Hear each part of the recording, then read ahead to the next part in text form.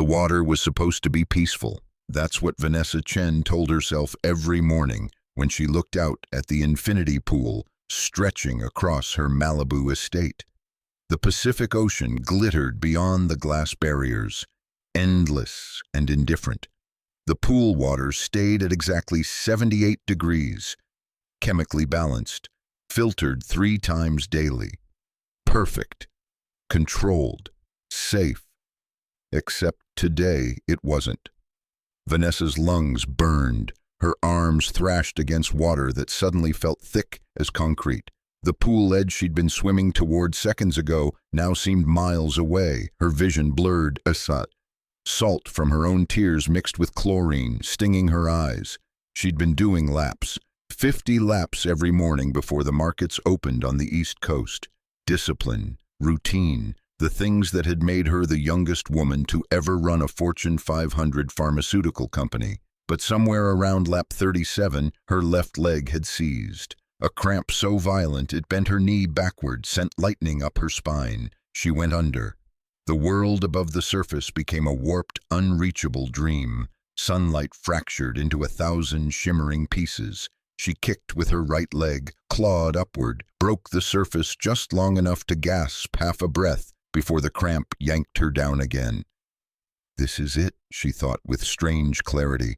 42 years old, $12 billion company, dies alone in her own pool on a Tuesday morning. If you're enjoying this story so far, don't forget to hit the like button and subscribe. Drop a comment telling me where in the world you're watching from.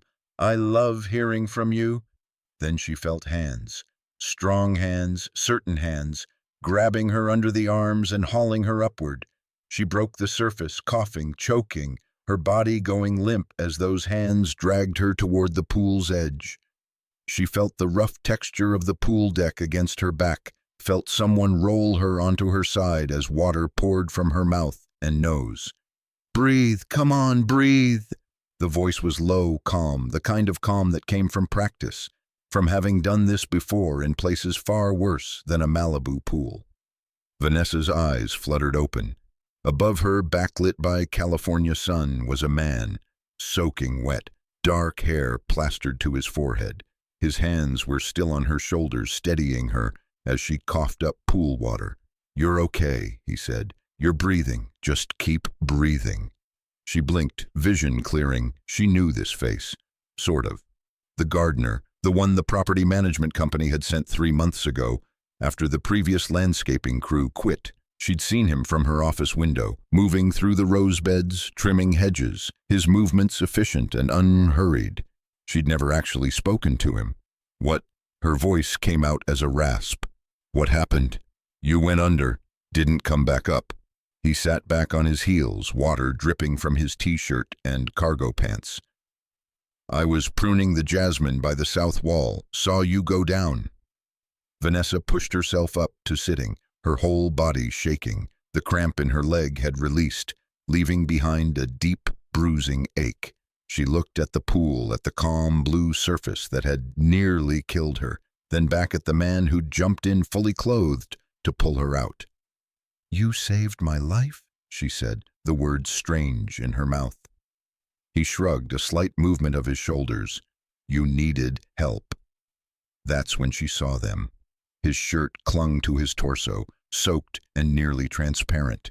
Beneath the wet fabric she could see his skin, and covering his skin, running up both arms, disappearing under his sleeves and reappearing at his collar, were scars. Not surgical scars, not accident scars. These were deliberate, jagged, the kind of scars that came from shrapnel, from burns, from things that exploded. His left forearm bore a particularly vicious one, puckered and pale, running from wrist to elbow like someone had tried to carve a river through his flesh. Vanessa stared. She couldn't help it. The man noticed. His jaw tightened. He stood up quickly, water pooling around his work boots. I need to change, get back to work." "Wait." Vanessa's voice came out sharper than she intended. CEO voice, command voice, the voice that made executives twice her age straighten their spines. "What's your name?" He paused, turned back. For a moment, something flickered in his eyes. Surprise, maybe. Or suspicion. Marcus. Marcus Webb. Marcus. She tasted the name. You were military. It wasn't a question. She'd been around enough defense contractors, enough generals at fundraising dinners to recognize that particular brand of scarring. Marcus's face went carefully blank. Yes, ma'am, Marines, long time ago. How long? His eyes met hers. They were gray, she noticed, storm cloud gray, the kind of eyes that had seen things and decided to stop talking about them. 8 years since I got out, but some things feel like yesterday. Vanessa wrapped her arms around herself, suddenly aware she was sitting on the pool deck in her swimsuit, dripping and shaking, talking to a man she paid to trim her hedges, a man who'd just saved her life. A man whose scars told stories her $12 billion empire couldn't buy.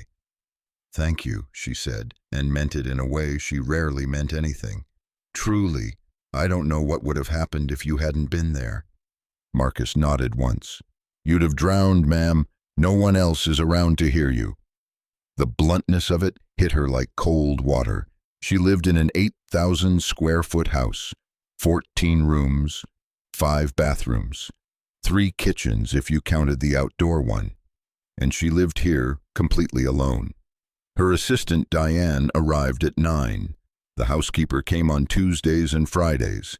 The chef prepared meals that Vanessa mostly didn't eat, leaving them in containers she threw away 3 days later. But at 7 in the morning, just her, just the empty rooms and the perfect pool, she could have died, and no one would have noticed until the stock price started dropping because she'd missed the quarterly earnings call. I'll get you some towels, she said, standing up too fast. Her vision swam. Marcus reached out to steady her, his hand on her elbow, and she felt the roughness of his palm, working hands, real hands. I'm fine, she said automatically, the lie she told everyone, including herself. You're not, Marcus said simply. You nearly died. Give yourself a minute. Vanessa looked at him, this gardener with his scars and his storm gray eyes, and something cracked open inside her chest. Some small, sealed room she'd kept locked for years. I don't usually give myself minutes, she admitted. I noticed. He released her elbow but didn't step away. You do 50 laps every morning, same time, same pace. I've been working here for 3 months, never seen you take a day off. She blinked. You've been watching me? His mouth quirked, not quite a smile. Hard not to notice. You run this place like a military operation, everything on schedule, everything is precise. He paused. Except you swim alone in a pool with no safety equipment, no emergency button, no one was around. That's not precise. That's reckless. Vanessa's face flushed. She wasn't used to being criticized. She wasn't used to gardeners who talked to her like equals, who pointed out her flaws, who saved her life, and then lectured her about pool safety. I've been swimming since I was 6, she said, hearing the defensive edge in her voice. And I've been breathing since I was born, Marcus replied. Doesn't mean I'm immune to choking. They stood there 2 feet apart, water dripping between them, the morning sun climbing higher and turning the pool deck into a mirror of light. Vanessa felt exposed in a way that had nothing to do with her swimsuit. I should let you change, she said finally. Get back to your work. Marcus nodded, but he didn't move. He was looking at her with an expression she couldn't quite read. Assessment, maybe. The way you'd look at a piece of equipment that had just failed, and you're trying to figure out why. Miss Chen, he said slowly, when's the last time someone asked if you were okay? The question landed like a punch. Vanessa opened her mouth, closed it, tried to think of an answer that wasn't a lie. 6 months ago, her father had asked, right before he'd accused her of destroying the family legacy by refusing to cut corners on drug trials, before he'd told her she was too emotional, too soft, not ruthless enough to run a company this size, before he'd walked out of her office and hadn't spoken to her since. 3 months ago, her ex-fiancé asked, right before she'd found out he'd been sleeping with her VP of marketing, right before she'd realized he'd never actually loved her, just loved what her name and her money could do for his floundering tech startup. 2 weeks ago, her mother had asked, but it was the kind of asking that came with conditions. Are you okay because we need you to be okay for the investor gala? Are you okay because the press is watching? Are you okay because we can't afford for you not to be? I don't remember, Vanessa said quietly. Marcus held her gaze. In his eyes, she saw something she hadn't expected. Understanding, not pity, not judgment, just recognition, like he knew exactly what it felt like to be alone in a crowd of people who needed you to be fine. You should install a pool alarm, he said, and maybe don't swim alone until you do. Then he turned and walked away, his boots squelching with water, leaving dark footprints across the pale stone deck. Vanessa watched him go, this stranger who'd jumped into her pool, with his clothes on, who'd pulled her out and told her hard truths, and then just walked away without asking for anything. She looked down at her hands. They were still shaking. An hour later, Vanessa sat in her home office, wrapped in a robe, her hair still damp. 3 monitors glowed in front of her, stock tickers scrolling, emails piling up. Diane had sent 17 messages, each one marked urgent, but Vanessa couldn't focus. She kept touching her throat, feeling the phantom burn of chlorine in her lungs. Kept seeing Marcus's scarred arms, the way the water had made the tissue shine, pale and terrible. She pulled up the employee file the property management company had sent. Marcus Webb, age 39, former Marine, honorably discharged. Current position, landscape maintenance. Previous employment, various manual labor jobs, security work, construction. No college degree, no corporate experience. No ambition beyond keeping hedges trimmed and roses blooming, or at least that's what the file said. But files lied. Vanessa knew that better than anyone. Her own file looked perfect too. Stanford MBA, CEO at 38, board seats at 3 major nonprofits. Forbes 30 under 30, then 40 under 40, now Fortune's most powerful women. The file didn't mention that she took sleeping pills every night because her brain wouldn't stop running financial models. Didn't mention the panic attacks that hit during board meetings, the way she'd learned to excuse herself and breathe through them in empty bathroom stalls. Didn't mention that she hadn't had a real conversation with another human being in months.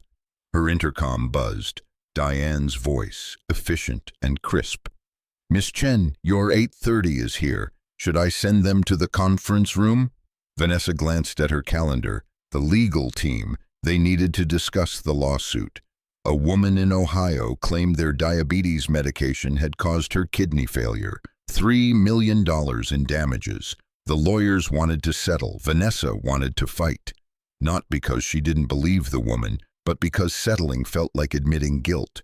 And admitting guilt meant opening the floodgates to thousands more lawsuits. Give me 5 minutes, Vanessa said. She stood, walked to her closet, pulled out the armor, Tom Ford suit, charcoal gray, Louboutin heels, hair pulled back so tight it made her scalp ache, foundation that covered the shadows under her eyes, lipstick the color of arterial blood. She looked in the mirror. The CEO looked back. Perfect. Untouchable. Nothing like the woman who'd nearly drowned an hour ago.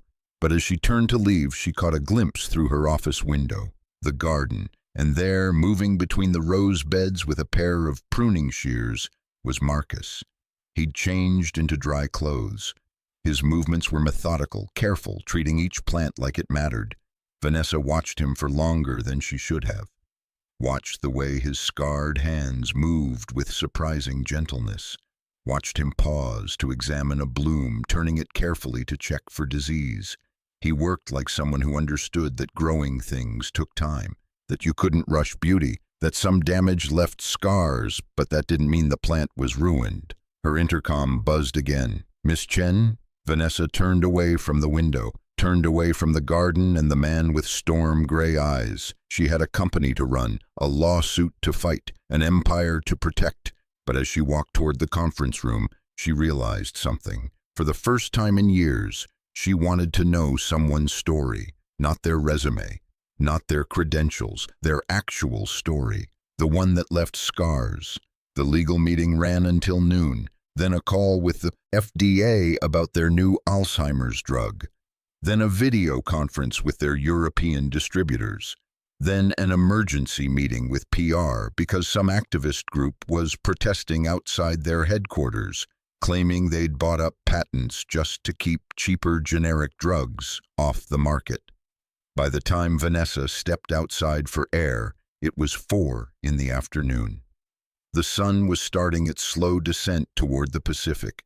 The garden glowed golden. Marcus was still there. She could see him by the fountain doing something with the water feature. As she approached, she realized he'd taken the whole thing apart, pieces laid out on a tarp like an autopsy. "Something broken?" she asked. He didn't startle, didn't even look up, just kept working, his hands moving with the same careful precision she'd noticed that morning.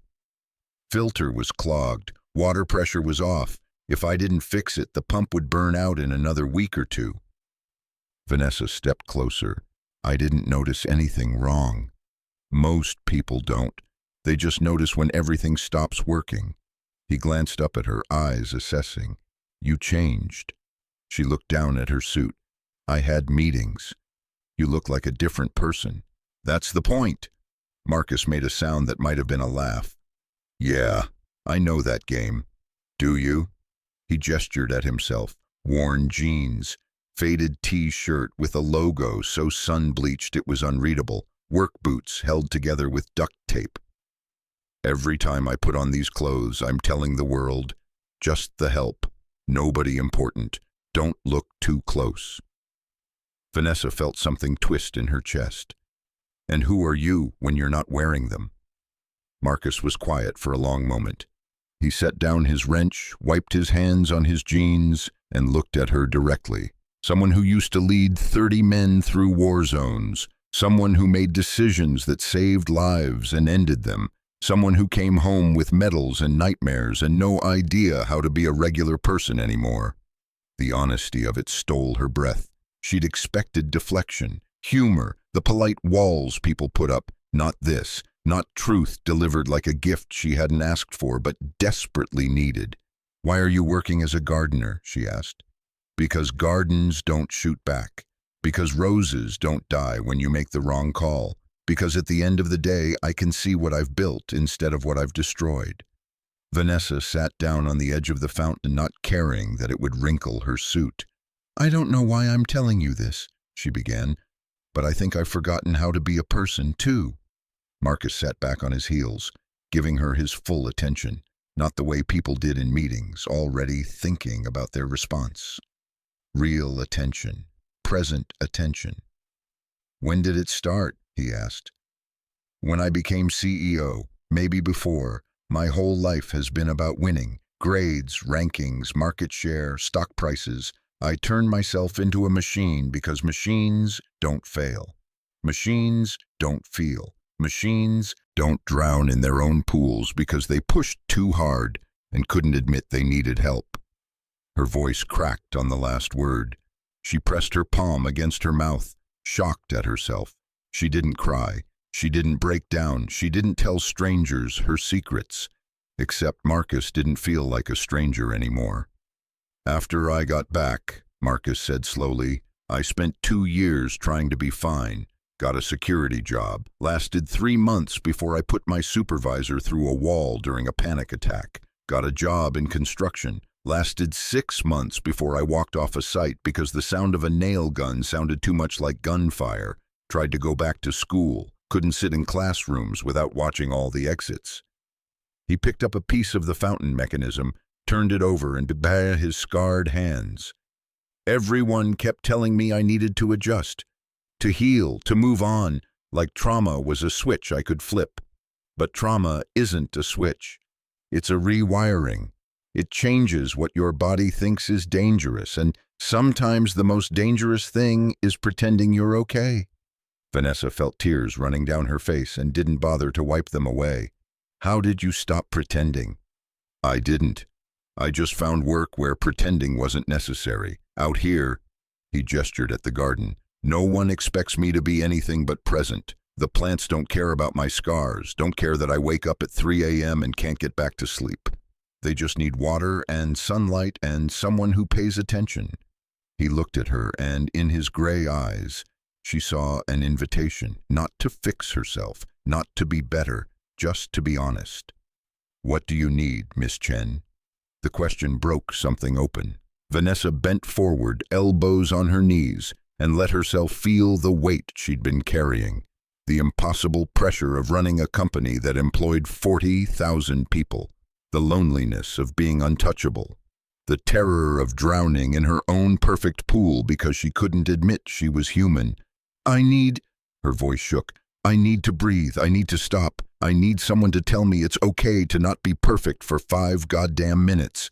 Marcus reached out, slowly, giving her time to pull away.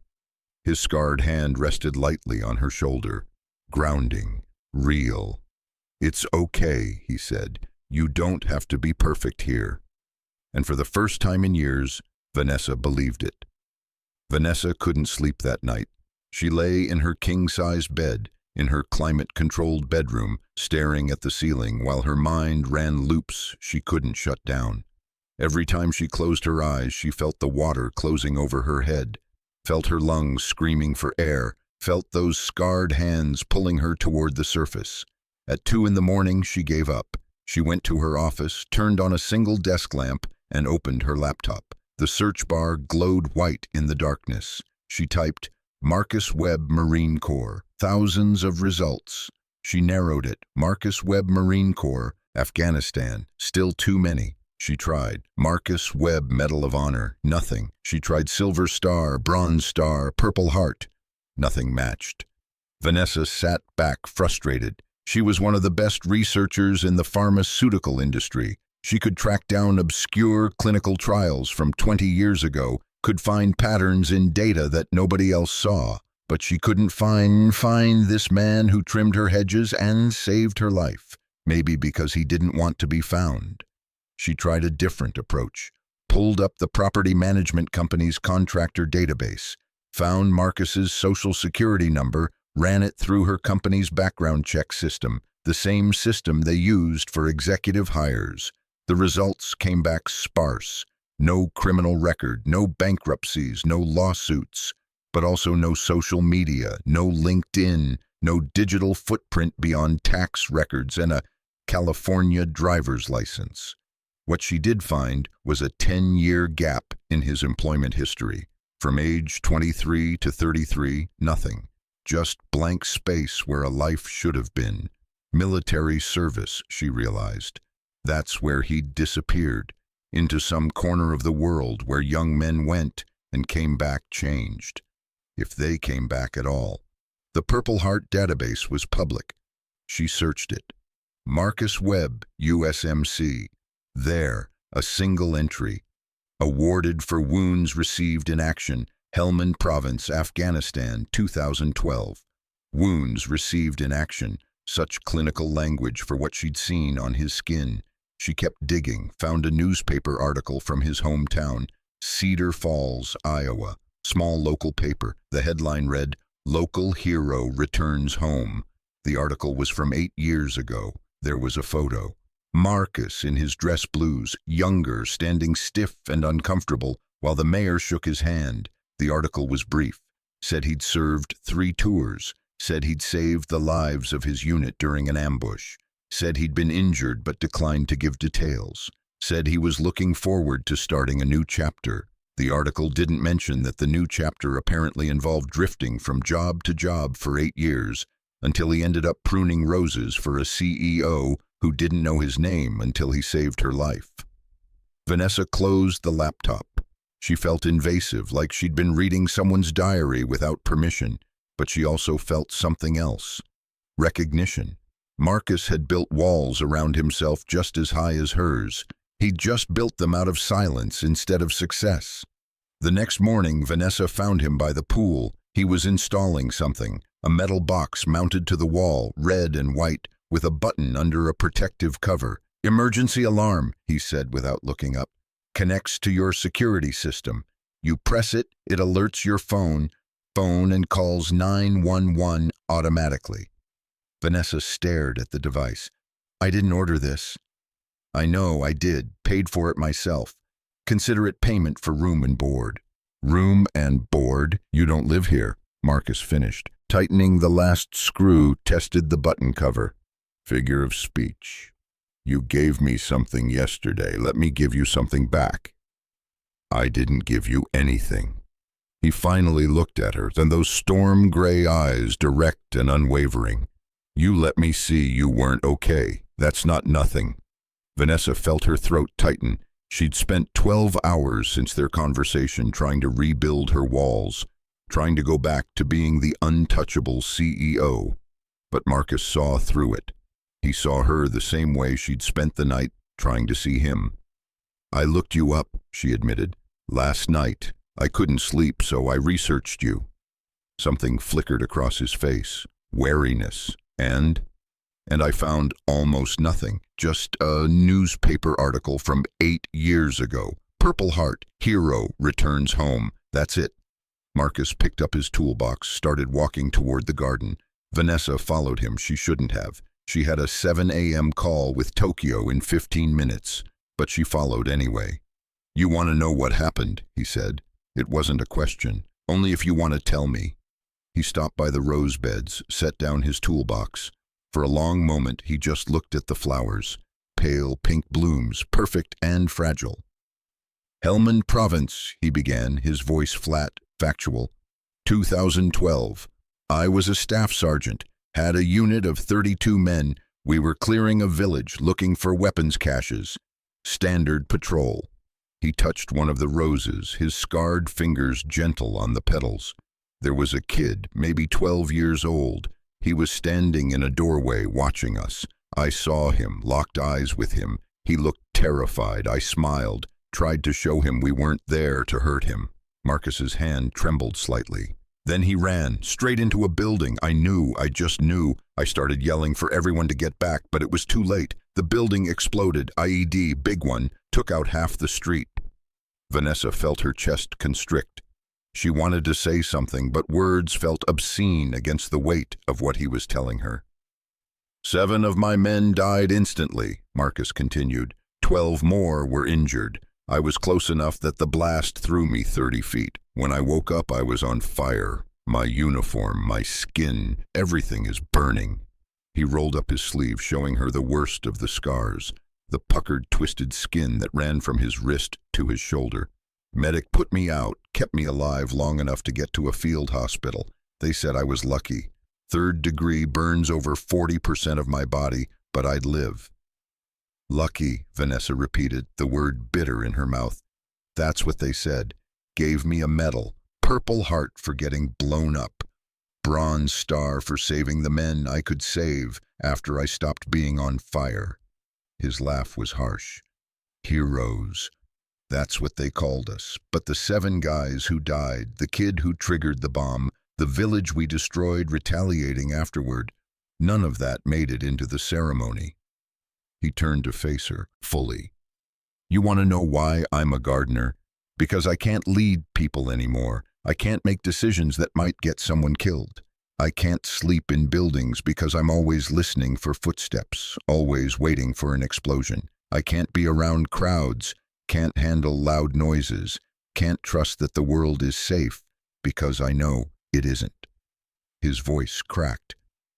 I can't be the person I was before, so I became someone else, someone simple, someone who just grows things and keeps his head down and tries very hard not to remember. Vanessa stepped closer, slowly, like approaching something wounded. But you remembered yesterday, when you saved me. You didn't hesitate, you just acted. That's different. That was simple. You were drowning. I could fix that. He shook his head.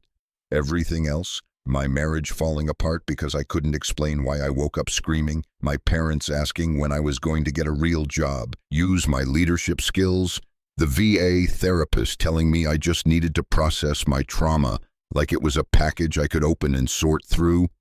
He sat down hard on the stone bench beside the roses. I can't fix any of that. I can only fix gardens and broken fountains and CEOs who swim alone in dangerous pools. Vanessa sat beside him, close enough that their shoulders almost touched. I lost my brother, she said quietly. Marcus looked at her, surprised she was sharing, surprised at the parallel. He was younger than me, Daniel. He had bipolar disorder, severe. My parents kept it quiet because mental illness wasn't something the Chen family acknowledged. Too much shame, too much weakness. Her hands clenched in her lap. When he was 23, he had a manic episode. Thought he could fly. Jumped from our parents' balcony. The garden was completely silent except for the distant sound of waves against the cliffs. I was away at Stanford, getting my MBA, building my future. I didn't know how bad he'd gotten because no one told me. My parents thought they could handle it with discipline and expectations. By the time I got the call, he was already gone. She felt Marcus's hand cover hers. Warm, solid, real. My parents blamed themselves but wouldn't admit it, so they blamed me instead. Said I should have been there, should have noticed, should have put family before career, and they were right. I should have. No, Marcus said firmly, you can't save someone who's drowning if you don't know they're underwater. Vanessa looked at him, tears blurring her vision. Neither can you. That kid who ran into the building, you couldn't have known. You couldn't have stopped it. But I was supposed to. I was the leader. It was my job to keep them safe. And it was my job to keep my brother safe. But we're human, Marcus. We're not gods. We can't see the future. We can only do our best with what we know. They sat in silence, two broken people in a perfect garden, realizing that maybe brokenness was what made them capable of seeing each other clearly. Why did you become a CEO? Marcus asked finally. Because if I was successful enough, powerful enough, in control of enough, her voice broke, then maybe I could protect everyone else. Maybe I could make sure no one else fell. But you can't control everything. No, I really can't. She laughed bitterly. I run a company that develops drugs to save lives, but I couldn't save my brother. I have more money than I could spend in 10 lifetimes, but I nearly drowned in my own pool because I was too proud to admit I needed help. Marcus squeezed her hand. We're a pair, aren't we? Absolutely broken. Maybe, or maybe just human. They sat together as the sun climbed higher, warming the garden, making the roses glow like they were lit from within. And for the first time since Daniel died, Vanessa felt like maybe she could forgive herself. Just a little. Over the next 2 weeks, something shifted. Vanessa found herself scheduling her morning swims later, timing them for when Marcus would be working nearby. She didn't swim alone anymore. She wore a waterproof watch with an emergency beacon, and Marcus stayed close, pruning hedges that didn't need pruning, adjusting sprinklers that were already perfect. They talked. Small conversations at first. Weather, plants, the quality of the morning light. But gradually, deeper things emerged. Marcus told her about his daughter, Sophia, 13 years old, living with her mother in San Diego. His ex-wife had remarried, a dentist who could provide stability and normalcy and didn't wake up screaming in the night. I see her once a month, Marcus said, deadheading roses with careful precision. Supervised visits at first until the court decided I wasn't dangerous. Now we get weekends. She's good, smart, likes science and debate team. She's nothing like me. She's probably exactly like you, Vanessa countered. Brave, honest, resilient. She's embarrassed by me. Won't tell her friends what I do for work. Her stepdad's a dentist. I'm the gardener's dad. Vanessa felt anger flare, hot and protective. Then her friends are idiots. You're more honorable than most executives I know. Marcus smiled faintly. You have low standards for executives. You have no idea. She told him about her father, Harrison Chen, founder of the company Vanessa now ran, brilliant chemist, terrible parent. He'd retired 3 years ago, forced out by the board after a series of scandals, bribing FDA officials, suppressing unfavorable drug trials, destroying whistleblowers. I spent my whole childhood trying to make him proud, Vanessa said. Perfect grades, perfect schools, perfect career. When he named me CEO, I thought finally he sees me. But he didn't. He just saw a puppet he could control. But you're not controlled. No. I fired everyone who'd helped him cover up the corruption, implemented new ethics policies, transparency requirements. I tried to fix what he'd broken. She laughed bitterly. He hasn't spoken to me since. Sends messages through my mother. Tells her I'm destroying his legacy. Good, Marcus said fiercely. Some legacies deserve to be destroyed. Their eyes met. In that moment, Vanessa saw herself reflected in him, both of them trying to atone for things that weren't really their fault, both of them carrying shame that belonged to someone else. You're not your father, Marcus said. You're not your trauma. We're both liars then. Vanessa laughed, a real laugh, the kind she hadn't heard from herself in years. Yeah, we really are. If you're hooked on this story, make sure to subscribe and turn on notifications so you never miss an upload. Your support means everything and helps me bring you more emotional stories like this one. One afternoon, Vanessa's assistant Diane found her in the garden, sitting on the stone bench watching Marcus work on the irrigation system. Miss Chen? Diane's voice was carefully neutral, but her eyes were sharp with curiosity. Your 3 o'clock is waiting. Vanessa checked her watch. She'd completely lost track of time. Tell them I'll be there in five minutes. Diane didn't leave. Is everything all right? You've been spending a lot of time out here lately. The garden needed attention. The garden has always needed attention. You've never noticed before. Vanessa met her assistant's gaze. Diane had worked for her for 6 years, had seen her through the CEO transition, through her father's scandals, through her broken engagement. Diane knew when something was different. I'm just taking some time, Vanessa said carefully, breathing, like my therapist keeps telling me to do. With the gardener, he's good company. Diane's expression softened. Miss Chen, I've known you a long time. I've never seen you look at anyone the way you look at him. I don't. Vanessa started to protest, but Diane raised a hand. I'm not judging. I'm just saying be careful. The board is already questioning your leadership after you refused to settle that lawsuit. If they think you're distracted, I'm not distracted. I'm finally present. But Diane's warning planted a seed of fear because she was right.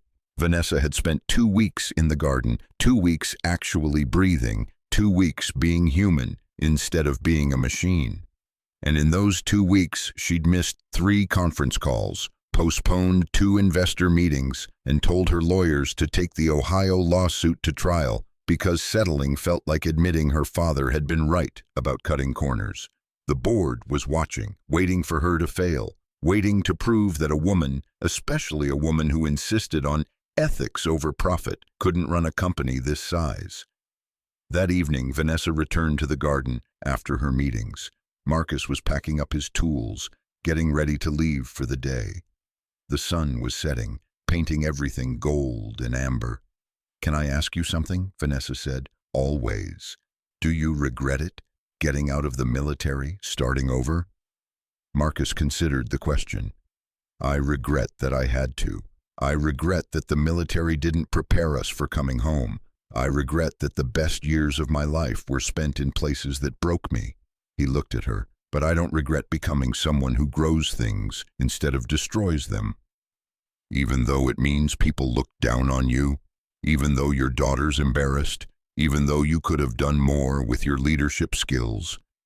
Leadership skills, Marcus repeated, like the words tasted bad. You know what leadership skills got me? A Bronze Star and 7 dead men. You know what gardening gets me? Roses that bloom every spring. I'll take the roses. Vanessa sat on the bench. Marcus sat beside her. They watched the sunset together, the Pacific Ocean turning molten in the fading light.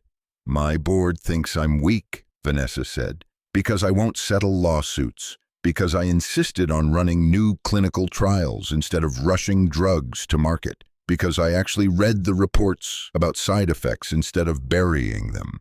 That's not a weakness, that's integrity. In my world, they're the same thing. Marcus turned to face her fully. Then maybe you're in the wrong world.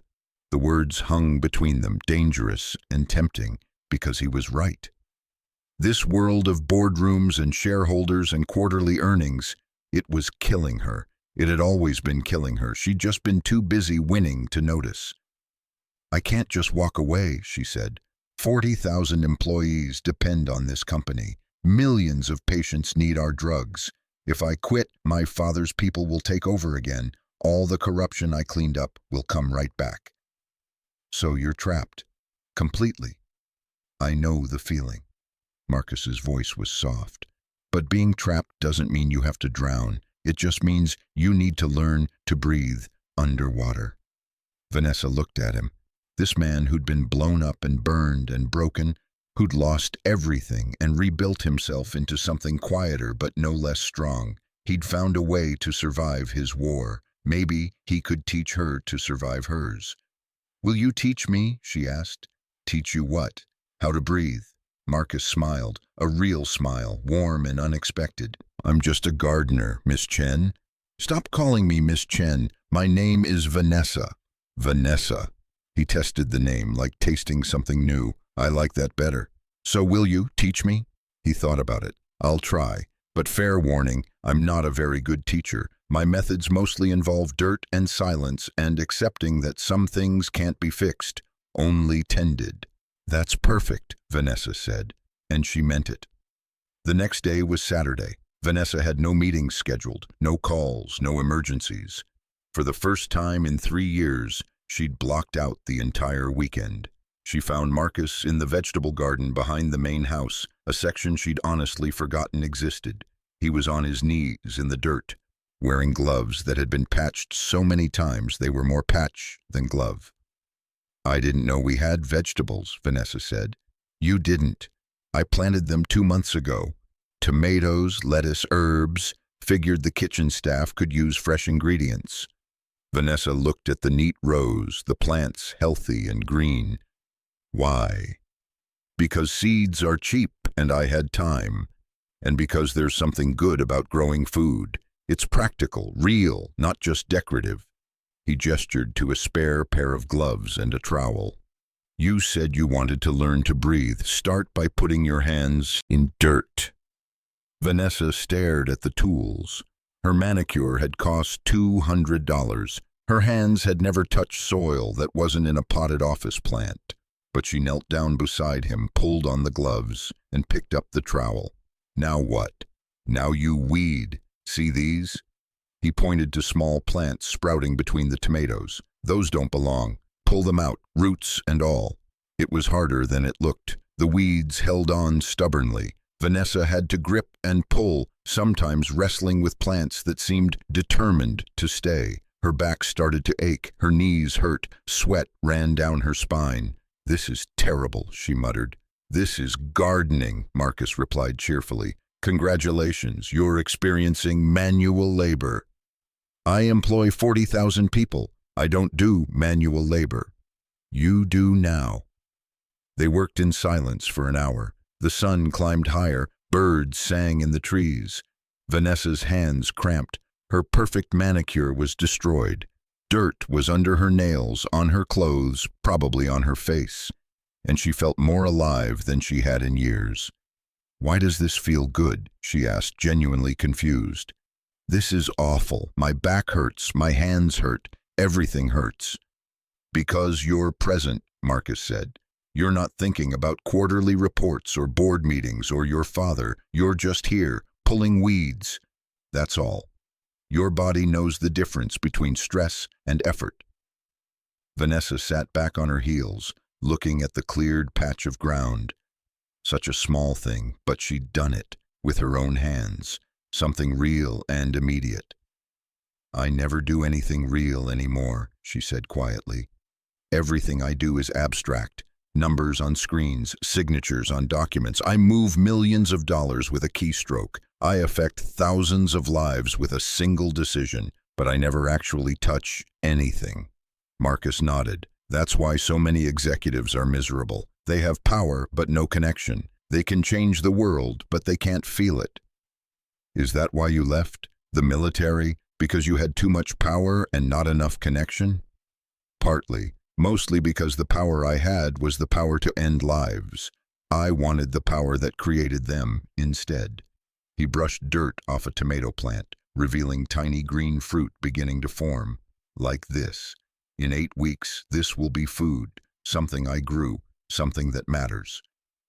Vanessa looked at her dirty hands, looked at the garden around them, looked at Marcus, this man who'd traded medals and authority for soil and silence and somehow seemed more whole than anyone she'd ever met. Can I come back tomorrow? She asked. Keep helping?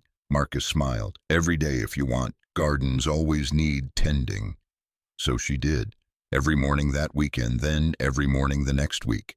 She'd swim her laps with Marcus nearby, then spend an hour in the garden, learning to prune, to water, to mulch, learning the names of plants and the feel of soil and the satisfaction of watching something grow because you so took care of it. Her board noticed, her assistant noticed, the executive team whispered, but Vanessa kept showing up, kept putting her hands in dirt, kept learning to breathe. And slowly, imperceptibly, the walls between her and Marcus began to come down. One evening, after a particularly long day of gardening, they sat on the patio. Marcus had brought a thermos of coffee from his truck. They shared it, passing the cup back and forth, watching the sunset. You know people are going to talk, Marcus said carefully, the CEO and the gardener. It's not exactly a conventional friendship. I don't care. You should. I've seen what happens when people like you spend time with people like me. They assume things, judge you, use it against you. Vanessa looked at him. Are you trying to protect me or push me away? Both. Neither. I don't know. He ran a hand through his hair, frustrated. I just don't want to be the reason you lose something you've worked your whole life for. What if what I've worked my whole life for isn't worth keeping? Marcus went still. Don't say that. That company employs 40,000 people. It develops drugs that save lives. It matters. But does it matter more than being happy, more than being human? She set down the coffee cup. Because I've spent 15 years building this career, and I've never been more miserable. And then I almost drowned, and you saved me. And for the first time since Daniel died, I feel like maybe life is worth living. Vanessa. No, let me finish. Her voice was steady now, certain. I'm not saying I'm going to quit. I'm not going to walk away from my responsibilities, but I'm also not going to keep pretending that success is the same as happiness. I'm not going to keep sacrificing my humanity for the approval of people who wouldn't save me if I was drowning. She turned to face him fully. You would. You did. Without hesitation. Without asking for anything. Just because it was right. And that, her voice broke, that is worth more than every dollar in my bank account. Marcus's eyes were bright with emotion. You barely know me. I know you jump into pools with your clothes on. I know you install emergency alarms with your own money. I know you teach CEOs to pull weeds because you understand that touching dirt is healing. I know enough. They sat in silence, the air between them electric with things unsaid. Then Marcus reached out, slowly, and took her hand, his scarred palm against her soil-stained fingers. I'm damaged, he said quietly. I have nightmares, panic attacks, days where I can't get out of bed. I'm not some hero who'll rescue you and make everything better.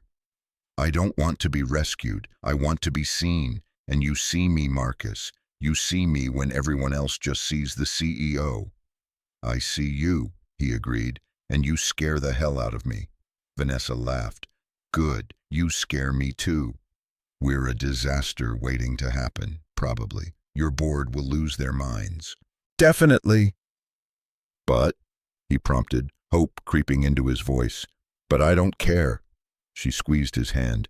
I spent my whole life being careful, being perfect, doing what I was supposed to do, and it got me nothing but a big house and a near-death experience. So maybe it's time to do something reckless. Marcus brought her hand to his lips, kissed her knuckles gently. I can do reckless. Prove it. So he did.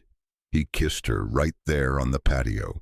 As the sun set and the garden glowed around them, it wasn't a perfect kiss. Their teeth bumped. They both tasted like coffee and dirt, but it was real and honest and full of the kind of hope that comes from two broken people deciding they're tired of being broken alone.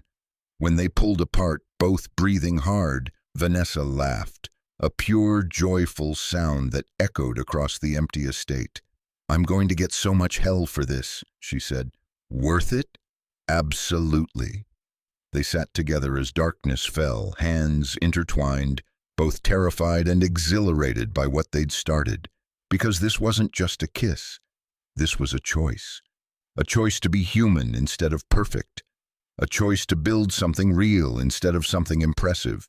A choice that was about to change everything. The photograph appeared on Monday morning. Vanessa was in her office reviewing quarterly reports when Diane knocked. Her assistant's face was pale, her usual composure cracked. You need to see this, Diane said, setting down a tablet. The headline screamed from the business news site, Chen Corp CEO's secret romance with staff member raises ethics questions. Below it, a photo, Vanessa and Marcus on the patio, kissing. The angle made it look clandestine, illicit. The caption read, Sources close to Chen Corporation confirm CEO Vanessa Chen has been involved with a maintenance worker employed at her estate. Questions arise about workplace boundaries and executive judgment. Vanessa's blood ran cold. She scrolled down. More photos. Her in the garden, dirt on her clothes, Marcus installing the emergency alarm, the two of them sitting close on the stone bench. Who took these? She demanded. Drone, most likely. Long lens. Someone was watching. Diane's voice was gentle but firm. Vanessa, the board is already calling. They want an emergency meeting today. Let them call. They're talking about a vote of no confidence.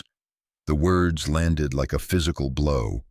Vanessa looked up at her assistant, her friend. How bad is it?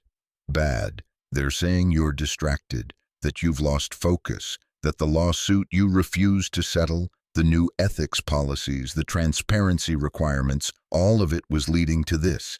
They're saying you're compromised. By falling in love?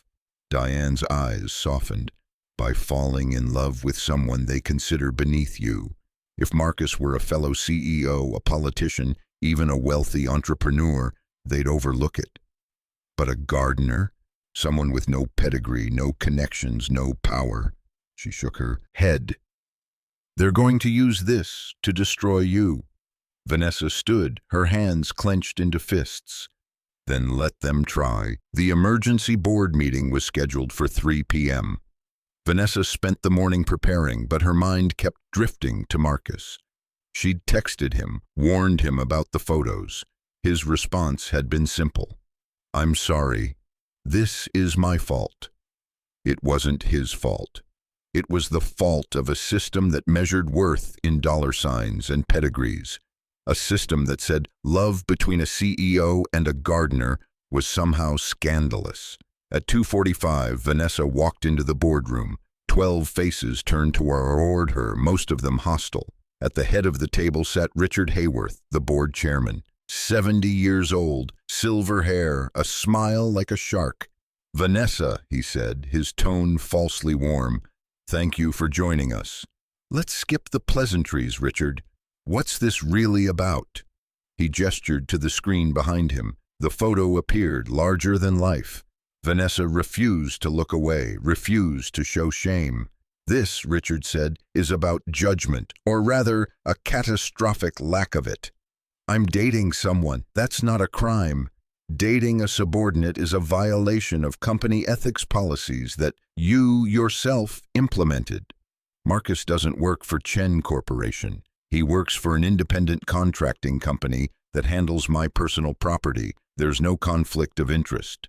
Another board member, Margaret Shen, leaned forward.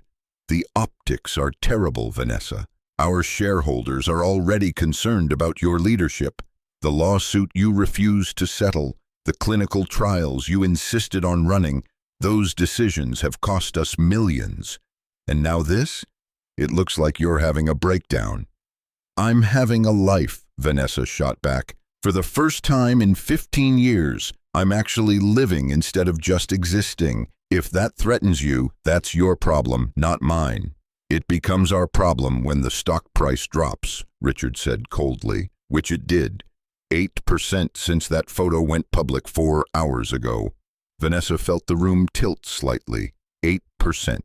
That was billions in market capitalization. Thousands of retirement accounts were affected, all because she'd kissed someone the world deemed inappropriate. This is temporary, she said, fighting to keep her voice steady. Market reactions to personal news always are. Give it a week. We don't have a week, Margaret interrupted. We have shareholders demanding answers. We have investors threatening to pull funding. We have competitors circling like vultures, waiting for us to show more weakness. Richard stood, his voice taking on a formal tone. Vanessa, this board has lost confidence in your ability to lead Chen Corporation effectively. We're calling for a vote. If you lose, you'll be asked to step down as CEO immediately. The room went silent. Vanessa looked around the table, counting 8 faces clearly against her, 3 uncertain. Only one, David Park, her father's old friend, looked sympathetic. She was going to lose. When? She asked quietly. Friday, 3 days from now. That gives you time to prepare a defense, or to resign quietly and save yourself the humiliation. Vanessa stood, her legs shaking but her voice steady. I won't resign, and I will fight this, not because I care about keeping power, but because what you're doing is wrong. You're punishing me for being human, for having feelings, for choosing connection over isolation. We're punishing you for poor judgment, Richard corrected. No, you're punishing me for not conforming to your narrow definition of what a CEO should be. Cold, isolated, willing to sacrifice everything personal for the sake of profit. She grabbed her bag. Well, I'm done sacrificing. I'm done being what you think I should be, and if that costs me this job, so be it. She walked out, her head held high even as her world crumbled around her. Vanessa found Marcus in the garden, aggressively pruning a hedge that didn't need pruning. His movements were sharp, angry. He'd seen the photos, heard the news. Marcus, he turned, shears in hand, his face twisted with guilt and fury. I'm leaving, today. I'll find another job, another city. This will blow over once I'm gone. No, Vanessa, they're destroying you because of me. Because you kissed nobody, a damaged, broken nobody who can't even support himself properly. She crossed the distance between them in 3 strides, grabbed his face with both hands. Stop. You are not nobody. You are not damaged. You are a man who served his country, who saved lives, who grows beautiful things, and taught me how to breathe again. And I am not letting you leave. They're going to fire you. Maybe, probably, but not because of you. Because I chose ethics over profit, because I refused to cover up my father's crimes, because I insisted on actually caring about the people our drugs affect. Her voice broke. You're just the excuse they've been looking for. Marcus's eyes were wet. You could fix this. Just say it was a mistake. Say I took advantage. They'd believe it. CEO seduced by the help. You'd keep your job and destroy you in the process? Absolutely not.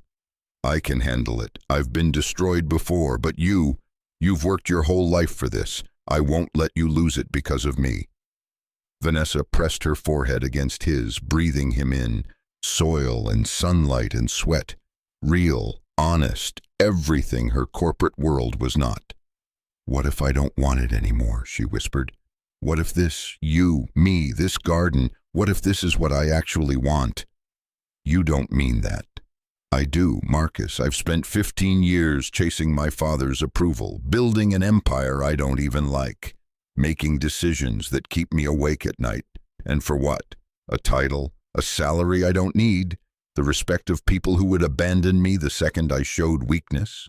She pulled back, looked into his storm-gray eyes. You jumped into a pool to save me. You taught me to grow tomatoes. You kissed me like I was precious, not powerful. That's real. Everything else is just performance. Marcus cupped her face, his scarred thumbs wiping away tears she didn't realize she'd shed. If you walk away from that company, you'll regret it. Maybe not today, but someday. You'll resent me for being the reason you gave up. The only thing I'll regret is if I let fear make me choose the wrong life. They stood together in the garden, the sun warm on their backs, the sound of waves in the distance. Two people who'd been broken by different wars, choosing to heal together. Friday, Vanessa said. They vote Friday. Until then, I'm going to fight. Not for them, for me. To prove that you can be a good CEO and a good human, that you can have power and connection, that success doesn't require sacrifice of everything that makes life worth living. Marcus kissed her forehead. And if you lose? Then I lose. But at least I'll lose honestly, as myself, not as the machine they want me to be. The next 3 days were brutal. The media tore Vanessa apart. Tabloids ran stories about her shocking relationship. Business networks questioned her judgment. Social media exploded with opinions, most of them vicious. But something unexpected happened too. Letters started arriving, emails, messages from employees, from patients, from people she'd never met.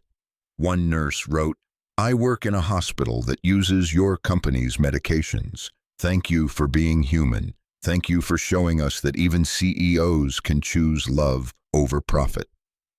A young executive from a competing firm, "You've inspired me to leave my toxic job and find work that doesn't require me to sacrifice my soul. Thank you." A veteran, one of Marcus's former unit members, who'd somehow tracked him down. "Tell Marcus we're proud. He found something worth fighting for. So did you." Vanessa read each one, tears streaming down her face. She'd spent so long thinking success meant being untouchable, but maybe real success meant being vulnerable enough to connect. On Thursday night, the night before the vote, Marcus showed up at her door with a picnic basket. "What's this?" Vanessa asked. "Dinner from the garden. Tomatoes, lettuce, herbs. I figured if tomorrow goes badly, we should have one good meal first." They ate on the patio, watching the sunset. The food was simple but perfect, real in a way that 12-course meals from Michelin-starred chefs never were. "I have something for you," Marcus said, pulling a small box from his pocket. Vanessa's breath caught. "Marcus, it's not a ring. Don't panic." He opened it. Inside was a seed packet, heirloom roses. "No matter what happens tomorrow, I want you to plant these. Roses take time to grow. Years sometimes. But they bloom every spring if you take care of them." Is this a metaphor? Everything's a metaphor when you're a gardener. He smiled. But yeah, it means even if everything falls apart, beauty can still grow. If you're patient. If you tend it. Vanessa took the packet, holding it like the precious thing it was. "Plant them with me, tomorrow, after the vote. Win or lose, we plant them together." "Deal." They held each other as darkness fell, both terrified of what morning would bring. Friday morning arrived cold and gray. Vanessa dressed carefully, not in armor this time, just a simple suit, minimal makeup, her hair loose around her shoulders. She wanted the board to see her as she actually was, not the CEO they'd created, the person she'd become. The boardroom was packed, not just board members, but lawyers, executives, even media representatives. Richard had turned this into a spectacle. "Let's begin," Richard said, his voice formal. "Today we vote on whether Vanessa Chen should remain as CEO of Chen Corporation. Vanessa, you have 10 minutes to address the board before we vote." Vanessa stood. Her hands shook slightly, but her voice was steady. 3 months ago, I nearly drowned in my pool. I was swimming alone, pushing myself too hard, refusing to admit I needed help. That's been my life. Pushing, achieving, sacrificing everything for success. I thought that's what leadership meant. being strong enough to do it all alone. She paused, meeting each board member's eyes. Then Marcus Webb saved my life. Not because I was a CEO, not because I could pay him, simply because I needed help and he was there. That moment changed me. It showed me that real strength isn't isolation, it's connection. It's being brave enough to be vulnerable. Since then, I've learned to garden, to put my hands in dirt, to grow things instead of just building things, and I've become a better CEO because of it. I'm more present, more thoughtful, more connected to what our company actually does, help people.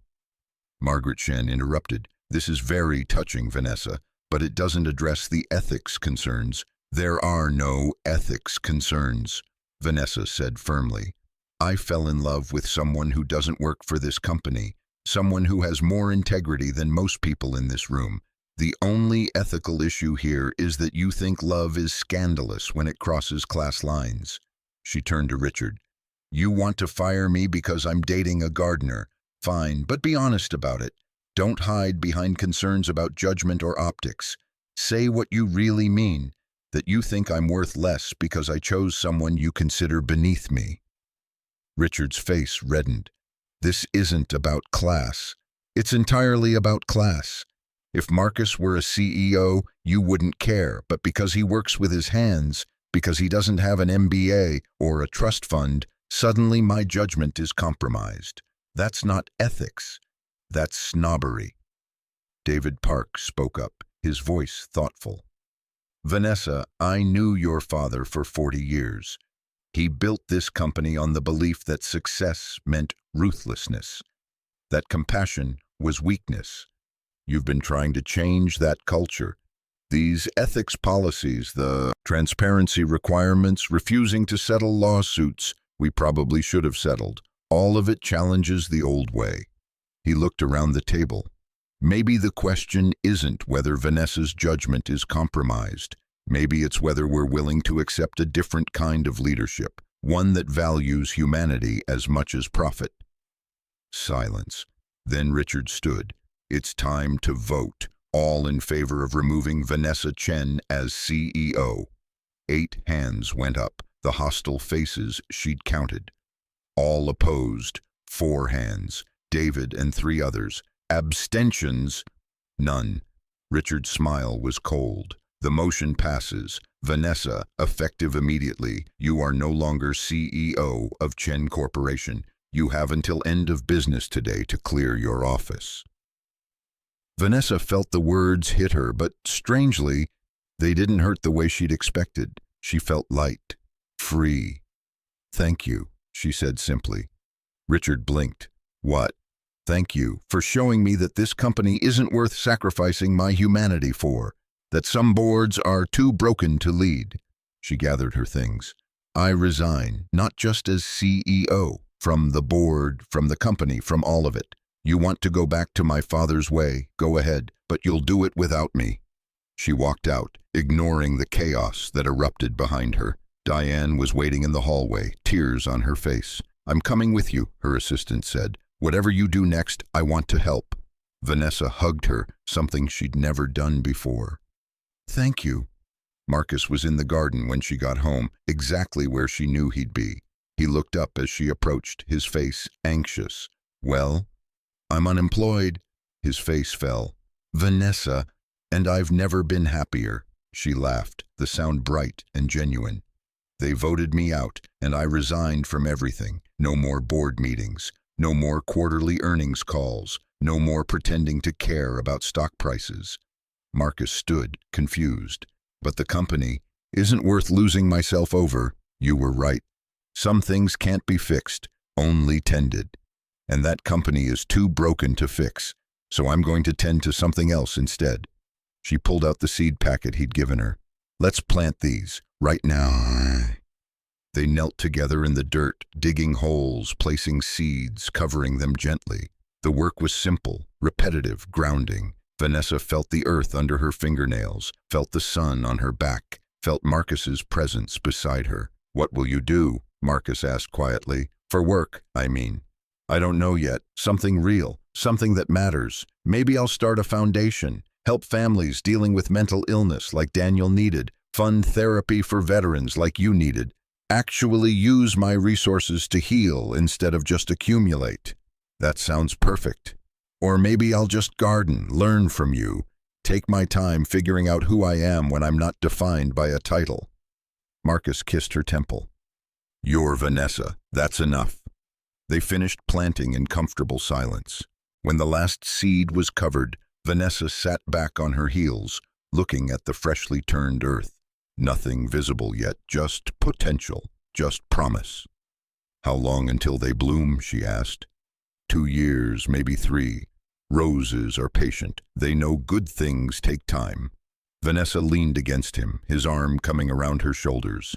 I can wait. Me too. They sat together as the afternoon sun warmed the garden, 2 broken people who'd found each other in the wreckage and decided to grow something beautiful instead. 6 months later, the morning was cool and bright when Vanessa stepped onto the porch of the small house in Topanga Canyon. Nothing like her Malibu estate, just 2 bedrooms, 1 bathroom, a kitchen that had been renovated sometime in the 1980s. But it had a garden, a big one, and that's what mattered. Marcus was already outside, working in the vegetable beds they'd expanded together. Tomatoes, squash, peppers, herbs. They sold produce at the farmer's market on weekends. It didn't make much money, but it was honest work. Real work. Vanessa's foundation had launched 3 months ago. The Daniel Chen Foundation for Mental Health and Veteran Support. She'd funded it with her own money, staffed it with people who actually cared. No board, no shareholders, just mission. She was happier than she'd ever been. Coffee's ready, she called out. Marcus looked up, smiled that real smile she'd learned to treasure. Be right there. As she poured coffee, her phone buzzed. A news alert. She almost ignored it, but the headline caught her eye. Chen Corporation under investigation. Former CEO's ethics policies reveal years of fraud. Vanessa clicked the article. The investigation she'd started before being fired had continued. The new CEO, Richard's Choice, had tried to bury it, but a whistleblower, David Park surprisingly, had gone to federal authorities. Now the entire company was being investigated for the corruption her father had built and her board had protected. Marcus came inside, reading over her shoulder. How do you feel? Vindicated, sad, grateful I'm not there anymore. She set down the phone. They're going to find everything. The bribes, the hidden trials, the suppressed side effects. The company might not survive. But the patients will be safer. Yeah, they will. Marcus pulled her close. You did that. You started the investigation. You refused to cover it up. You chose truth even when it cost you everything. Not everything, she kissed him. I still have this, us, the garden, Diane working at the foundation, a life that actually means something. The door burst open. Sophia, Marcus's daughter, ran in still in her pajamas. She spent every other weekend with them now, plus some weeknights. Her mother had softened when she'd seen Marcus building something real, something stable. Dad, the tomatoes are ready. Can we pick them today? After breakfast, kiddo. Sophia hugged Vanessa. Can we make bruschetta, like you taught me? Absolutely. They made breakfast together, eggs from chickens they kept in the backyard, bread from the bakery down the street, coffee shared between 3 mismatched mugs. Simple, real, perfect. After Sophia ran off to get dressed, Marcus and Vanessa stood at the kitchen window looking out at their garden. The roses they'd planted 6 months ago were beginning to establish themselves. No blooms yet, but the plants were healthy, growing stronger every day. Do you miss it? Marcus asked. The company, the power, all of it? Vanessa thought about it honestly. Sometimes I miss feeling important, but then I remember I was only important to people who valued what I could do for them, not who I was. Here I'm important to you, to Sophia, to the families our foundation helps. That's real importance. The other kind was just performance. No regrets? Only that I didn't jump ship sooner. She turned to him. You saved my life twice, you know. Once when I was drowning, and once when you showed me there was a life worth living beyond that pool. Marcus kissed her, soft and sure. You saved mine too, gave me a reason to believe I could be more than my scars. We saved each other. Yeah, we really did. Through the window they watched Sophia in the garden, checking the tomatoes with the same careful attention Marcus had taught her. 3 generations of broken things learning to grow together. The roses would bloom eventually. Good things always did if you were patient enough to tend them. Thank you so much for watching until the end. If you loved this story, check out the other videos on your screen now. I think you'll really enjoy them, and don't forget to subscribe if you haven't already. See you in the next story.